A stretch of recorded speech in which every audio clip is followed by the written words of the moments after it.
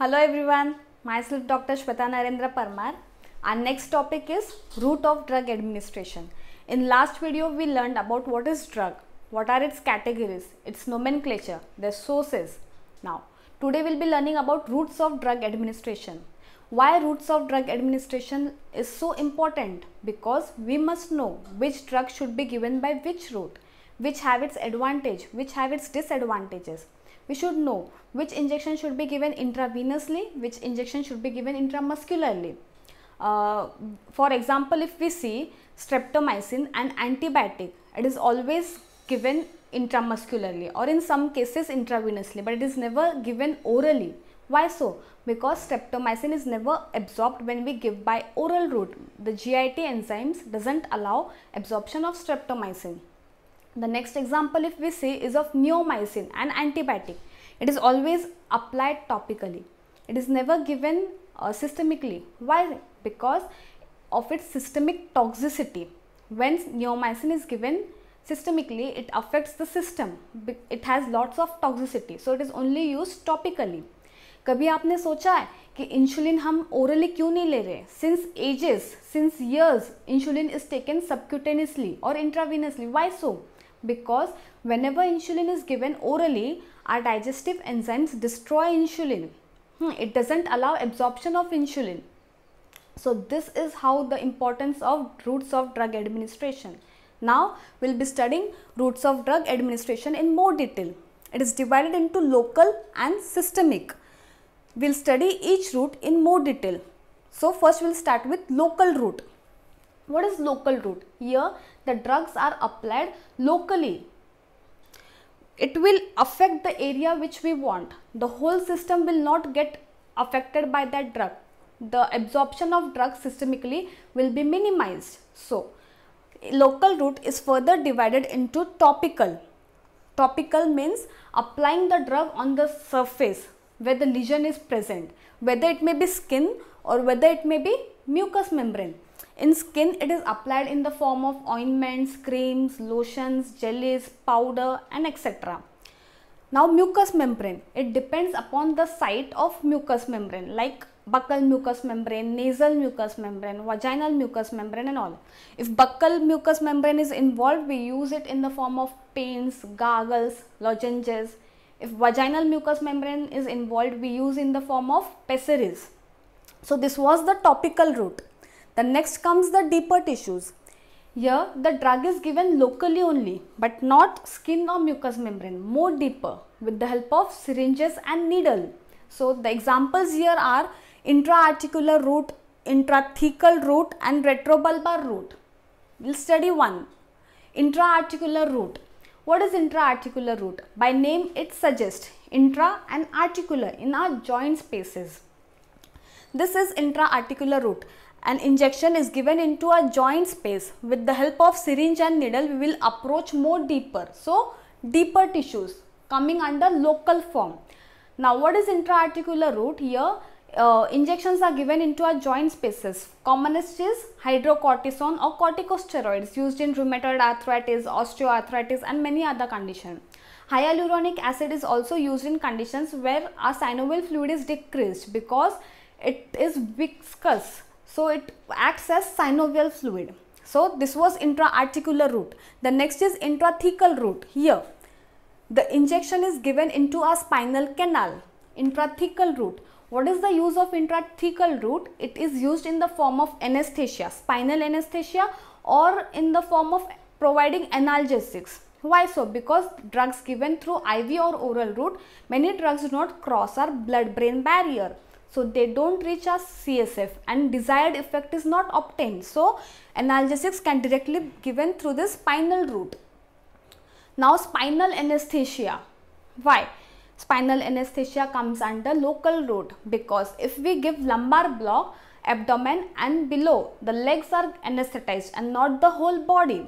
So locally, if we give injections if we give brachial block, brachial plexus block, if we give it right side, the right limb, upper limb is anesthetized. Left, the left is, upper limb is anesthetized, but not the whole body. In contrast, if we give general anesthesia, the whole system, it is affecting the whole system, the whole body is anesthetized. So spinal anesthesia or intrathecal injections come under deeper tissues and under local root. The next comes the retrobulbar injection. It is the regional nerve block of the optic area. See, here what we do, the injections are given into the retrobulbar space, a space behind the globe of the eye. By giving anesthesia here, optic nerve, oculomotor nerve, abducent nerve are anesthetized, and various intraocular surgeries are carried on, like cataract and all. So this was the deeper tissue. The next comes the arterial supply. Why it comes under local root? Because only certain arteries, supplying to one specific parts are checked. For example, coronary angiography.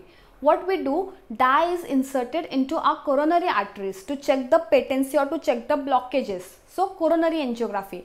The next example if we see is of renal angiography. What we do, renal arteries में dye insert किया जाता है to check whether there is any stenosis or block. Another example is hysterosalpingography. The dye is inserted to cervix to check the patency of the fallopian tubes. So this was the arterial supply. Now we'll study about systemic routes. Till now we studied the local route. Now we'll be studying the systemic routes.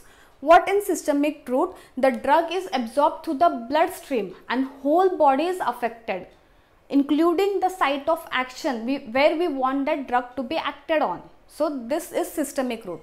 Systemic route is again further divided into various branches. First and commonest route is oral route. It is most commonly used route. Everyone we can see mostly taking drugs orally. Why so? Because it is safe, convenient, it is not expensive, non-invasive. We can directly take drugs easily. We don't need anyone's help. So these were its advantages. What are disadvantages of oral route? Because it cannot be used in emergencies. Why so? Because drug given orally first go into our GIT and from there it is absorbed into our bloodstream. We don't have that much of time in emergency conditions. So its absorption is delayed, and the second thing is due to its liver metabolism the bioavailability gets reduced. So it is not used in emergency. The second disadvantage, irritant and unpleasant drug.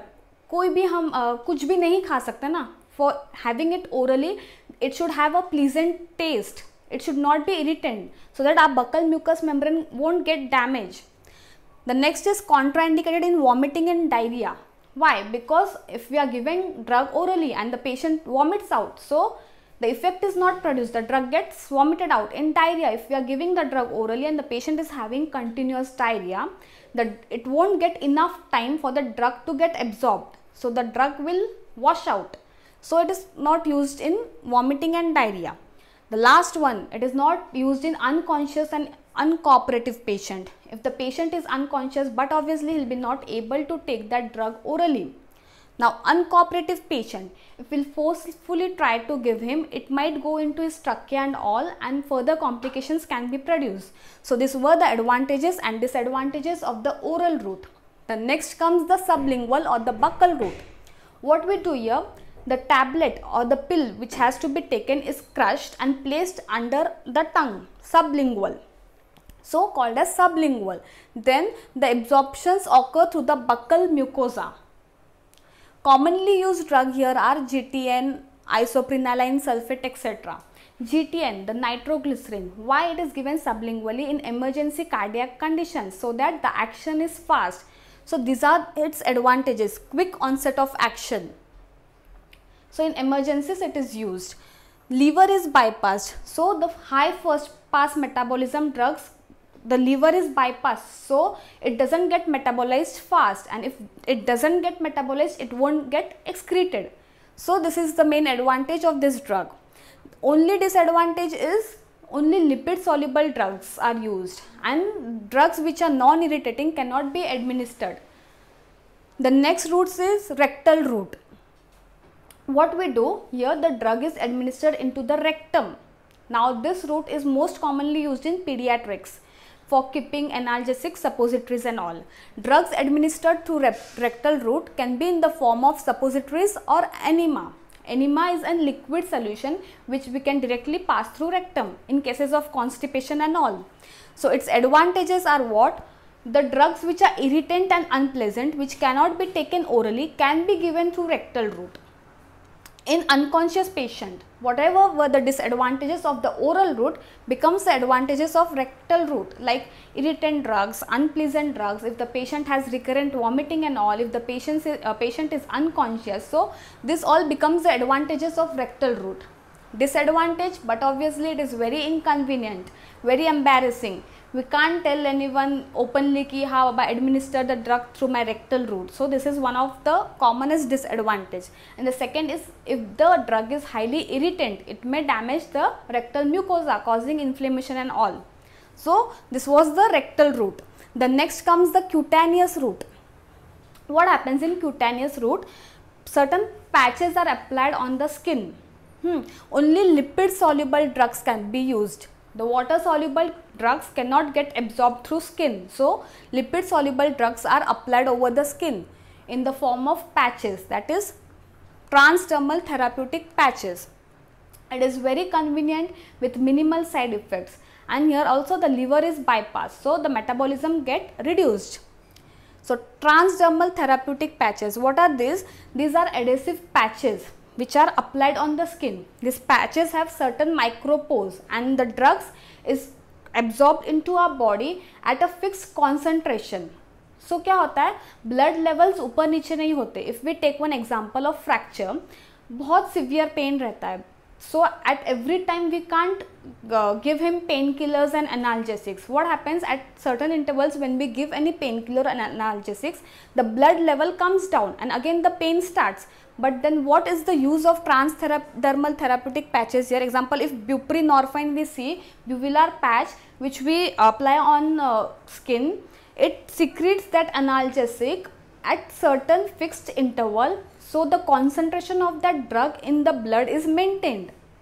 So it is one of its use that the concentration in the blood is always maintained and the drugs get automatically secrete at a fixed interval, at fixed dosage.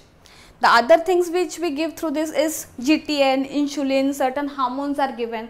So this is the transdermal therapeutic patch, drug secreting at fixed interval, at fixed concentration, and the blood levels of the drugs are fixed. The next comes the inhalation route. By this route only volatile liquids or gases can be administered. For example, आपने देखा होगा pictures में या फिर serials में and all, kidnappers spraying some spray on the hanky. What is that spray? Chloroform. That is working as an anesthetic and applying to the to whom they have to kidnap. So within few seconds they become unconscious. So this is the use of this inhalation route, not this use to kidnap, but yeah, nebulization, MDI, general anesthesia can be given through this route.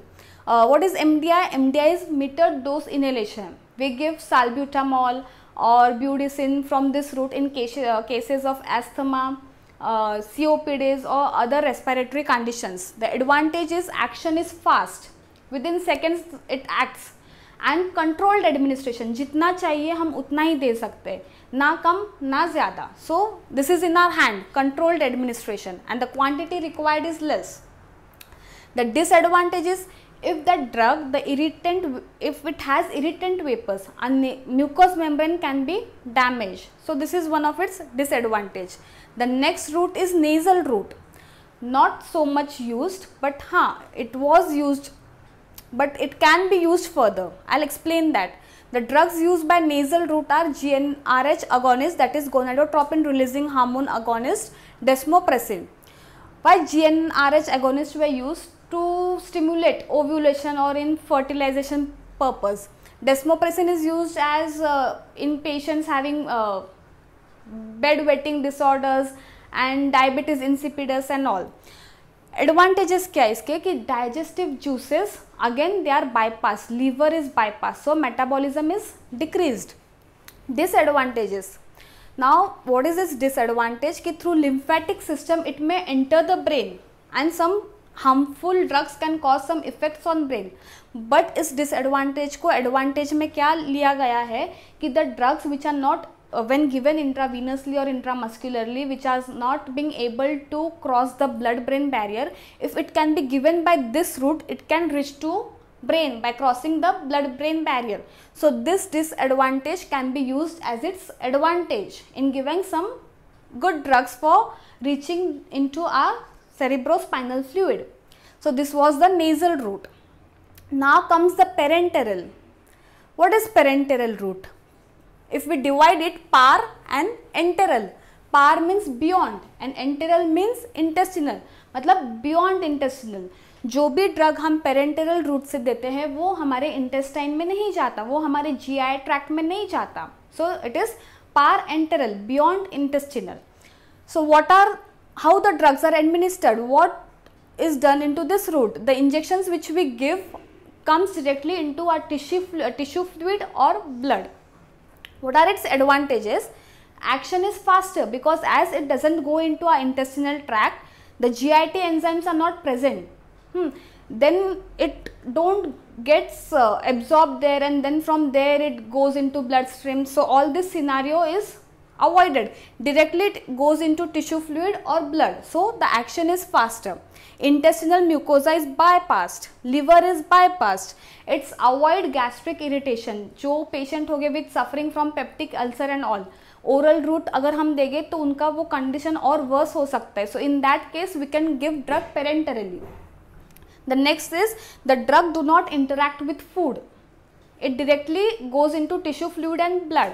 So there is no condition that of interacting it with food. Used in emergencies, the most important. Why so? Because it immediately get absorbed and immediately it starts with its action. Not like oral route, it takes time, but in parenteral it immediately starts with its action. What are its disadvantages? For it needs we need someone's help. The equipments which we use must be sterilized. We can't use infected one because it will cause infections in our body. Then chances of local tissue injury. There are chances if producing local tissue injury if not given properly. So first we will see here what are the various angles to give injections by this route. If we are giving it intramuscularly, the angle should be 90 degree perpendicular to our skin. We will see this. What is this? Epidermis, skin, epidermis, dermis, subcutaneous tissue and the muscle. Intramuscularly directly going into the muscle with an angle of 90 degree.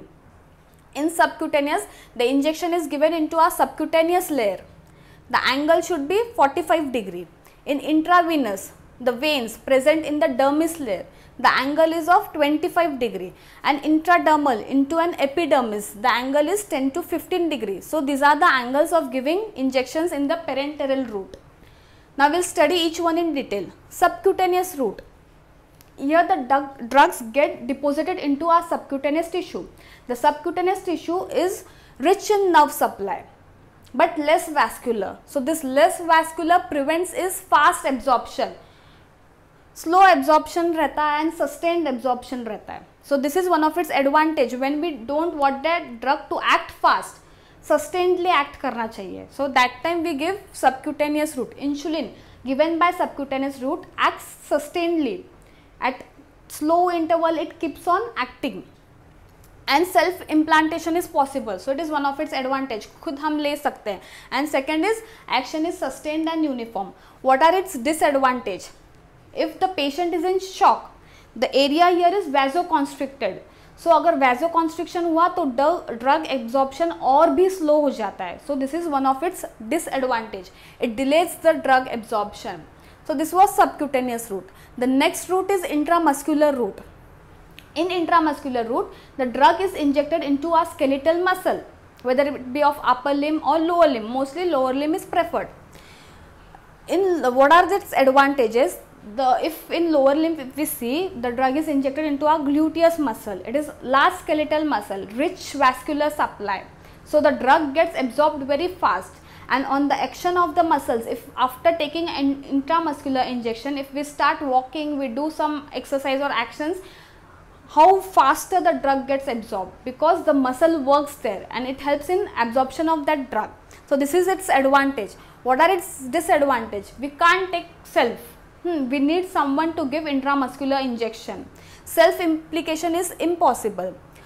It should be avoided in patient having anticoagulant. Those who are on anticoagulant medicines, intramuscular should be avoided. Why so? Because there are chances of producing local hematoma. The third is painful and oily injections. The drugs which are painful and oily preparations may produce abscess, and there is severe pain on taking those injections intramuscularly. The last is, it should never be given in buttocks of a child who starts before he starts walking, because it may hamper his development in some or the other way. So these were the disadvantages of intramuscular route. The next comes the intravenous route. Here the drug is injected directly into the vein in the dermis layer. The drugs can be given in bolus form or in slow infusion form. If we want the drug to be given fast, it is given into bolus form, all preparation given into one shot, and slow infusion is given according to its rate. What are its advantages? The irritant drug, which cannot be given intramuscularly because of tissue injury, can be given through intravenously by diluting it. So its irritant, what is its irritant level gets less by diluting into water or salines. Dose required is smallest. Why so? Because drug given intravenously have 100% of bioavailability. If you are giving 100 mg, 100 mg will be available. So there is 100% bioavailability. So dose required is smallest. Large volume can be infused. Intramuscularly हम ज़्यादा नहीं दे सकते, but intravenously we can give however and how much we want to infuse. What are its disadvantage? Only aqueous soluble. The drugs which are soluble in water can be given. Thrombophlebitis. What is thrombophlebitis? When the drug given through a certain vein, it may damage that vein, producing inflammation of that vein. So thrombophlebitis, risk of air embolism. While giving that drug, if there is an air between it, it can produce air embolism. Most risky route, chances of vital organs damage. The important one, because veins are directly connected to our vital organs. So if any infection goes in while giving drug intravenously, it can directly affect our vital organs and it can damage our vital organs. So this is the most dreaded disadvantage of intravenous route. The next we will be seeing intradermal route. What is here? The drug is injected into our epidermis. This route is not so commonly used. We only use it while giving BCG vaccine or doing sensitivity test of certain antibiotics, xylocaine sensitivity test, or doing tuberculin test, that is Mantox test. The drug is injected into the epidermis and a bleb is produced to see whether any reactions occurs or not. So this was the intradermal route. Thank you guys. This was our second topic, our second video. If you want any changes in it, or if you like to suggest me something, please tell in my comment section. Stay tuned, subscribe my channel, stay happy. Thank you.